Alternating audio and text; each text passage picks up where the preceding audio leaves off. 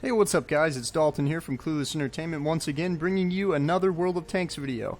Today I'm playing in my Tier 8 Tiger II. It's a German heavy tank, one of my most favorite tanks in the game. It was a tank that I really strived to getting whenever I very first started playing, and I'm really happy that I have it now. As you can see by me actually spending money on it, putting camo and decals and stuff on it, so I was really excited when I first unlocked it, and it really didn't disappoint. Now this gameplay isn't really anything over the top, it's just kind of your average gameplay. This is a tier 10 matchup, which is specifically why I'm showing this. As you can see, 1/3 of each team is tier 10, another third is tier 9, and another is tier 8. But we unfortunately fall into that tier 8 category, so this is absolutely terrible matchmaking for us. As a tier 8 heavy tank, this is kind of your worst nightmare. We have a lot of tier 10 heavies and some tier 9 heavies on the enemy team that we have to directly contend with, and really, anything past tier 8 is going to go straight through this thing's armor without any trouble. The Tiger II's armor is fantastic until it gets out tiered. Tier 9 guns and especially tier 10 guns are going to go through it like, you know, nothing.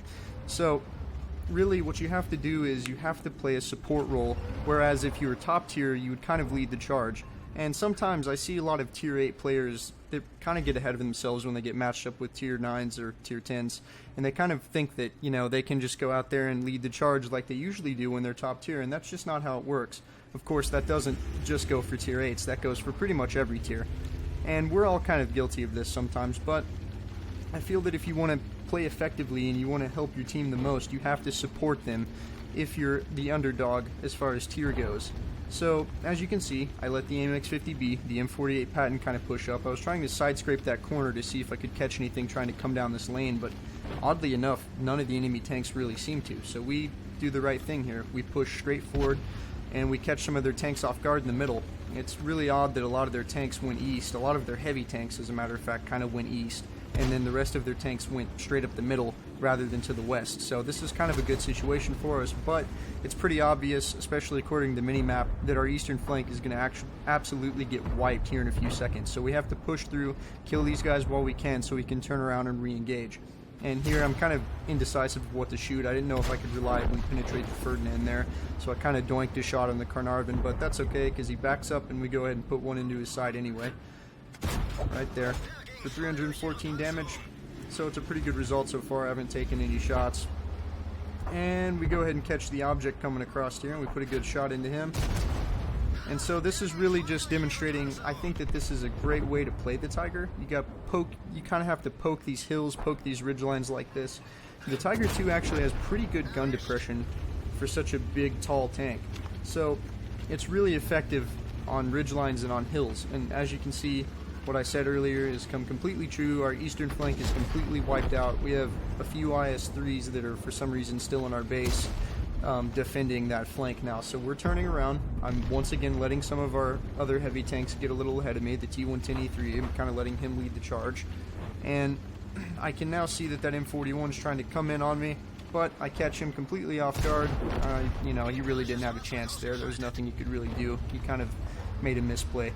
And so we go ahead and take him out of the game and pick up our second kill. So 2 kills in a tier 8 tank in a tier 10 match, I'm fine with that. Like I said, this is a pretty average gameplay. This is just kind of demonstrating that you can still help your team and you can still do things when you are not the top tier.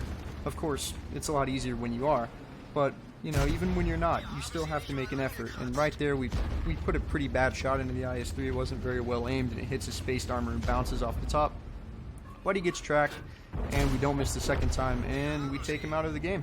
So there's our third kill, and now we're going to try to put some shots in this Object 140. We don't quite have the reload. Can we make it? Nah, he gets away. Or does he? Looks like we're going to have a second chance. Ah, we miss him again. Kind of poor marksmanship by me there. I should have landed that shot. And then the enemy Tiger II bounces a shot off of our upper plate. And so this is a fight that I'm completely confident in because, well, I own a Tiger II. I know how to kill them. And apparently so does the T110E3 as he blows his head off for over 1,000 damage. When we go ahead and put one into the T54 there, that's a dangerous tank. We need to take him out as soon as possible, especially in a 10-9 close matchup. He backs around the corner. And the M48, oh, I thought the M48 took him out there, but he takes out their T30 instead. Try to put one into the T-62A, take his tracks off, not quite. He gets absolutely slammed by something, probably our T-34. We're going to try to put another shot into him here, blow his tracks off. Ooh, we do. We take his tracks off. That was a pretty good shot by us, pretty accurate. I see this Object 140, it looks like he's trying to sneak around. And I don't quite have the reload on him either. That happened a few times this game. So we kind of missed a shot there. Our AMX-50B goes and takes out their Batchat, their artillery. He's out. Put another one into his tracks, just trying to keep that T-62A in place so that our team can take him out. I go ahead and shoot a high explosive at him here, thinking, you know, just maybe it'll do 78 damage. And it only does 43. And then our M48 rolls up, and, well, that's all she wrote for the T-62A. So, that's a pretty good little gameplay. I don't really think that there's a reason to show the stats on this one. Just a little gameplay for you guys, showing that you can still be competitive in your Tier 8 tanks even when you're not top tier. So, hope you guys enjoyed this, and as always, we'll see you next time. Hey guys, thanks for watching our video. If you liked it, please leave a like and a comment, and don't forget to subscribe to our channel for more content similar to this. And from all of us here at Clueless, have a nice day.